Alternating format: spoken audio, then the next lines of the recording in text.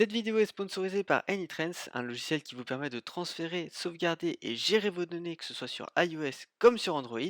Il peut satisfaire quasiment tous vos besoins. Vous trouverez dans la description un lien vers le site de téléchargement gratuit du logiciel pour Windows et pour Mac. Vous trouverez aussi un lien vers ma vidéo de présentation d'AnyTrans.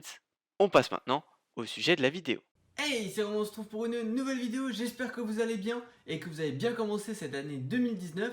Je vous souhaite du coup à tous de passer une très bonne année et je tiens aussi à vous remercier parce qu'on a commencé l'année avec 33 000 abonnés. Du coup, merci beaucoup à vous et je compte sur vous pour continuer à partager ma chaîne autour de vous. Et encore une fois, merci et bonne année. Vous l'aurez compris, le sujet de cette vidéo c'est iOS 12.1.3, la bêta 3 majoritairement, mais aussi la bêta numéro 2 puisque je n'ai pas tourné de vidéo pour la bêta numéro 2 et je me suis dit autant mettre les deux dans cette même vidéo puisqu'il n'y a pas vraiment beaucoup de changements. Pour commencer, on a un changement qui a eu lieu uniquement en Chine dû à des problèmes de brevets avec Qualcomm et Apple. Est-ce que ce sera définitif ou non? Je n'en sais rien. Est-ce que ce sera aussi répandu ailleurs qu'en Chine? Eh bien, je n'ai pas la réponse non plus. On verra ça lorsque iOS 12.1.3 sera en version publique. Mais sans plus attendre, je vous montre cette nouveauté disponible uniquement en Chine.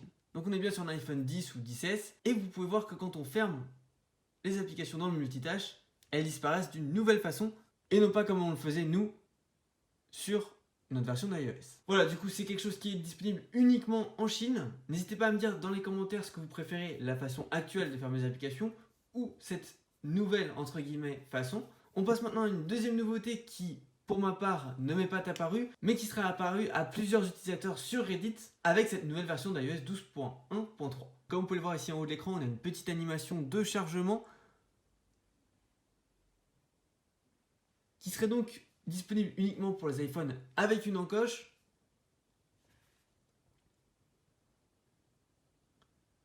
Puisque quand on a un chargement, on n'a plus la petite roue qui tourne comme on avait sur un iPhone 6 ou un iPhone 8 ou tous les anciens iPhones. Je trouve que cette animation est quand même assez classe. Dites-moi dans les commentaires ce que vous en pensez, est-ce que vous aimeriez qu'elle soit disponible sur votre iPhone ou si vous préférez qu'il n'y ait pas d'indication de chargement. Du coup, pour ce qui est de nouveautés et corrections de bugs, c'est tout ce qu'on a, puisqu'on doit avoir des petites corrections de bugs, mais des trucs assez mineurs puisque ça vaut pas le coup d'en parler. Pour ce qui est de la batterie, comme pour toutes les dernières versions d'iOS 12, rien à redire. Et pour ce qui est des performances, ça reste assez fluide.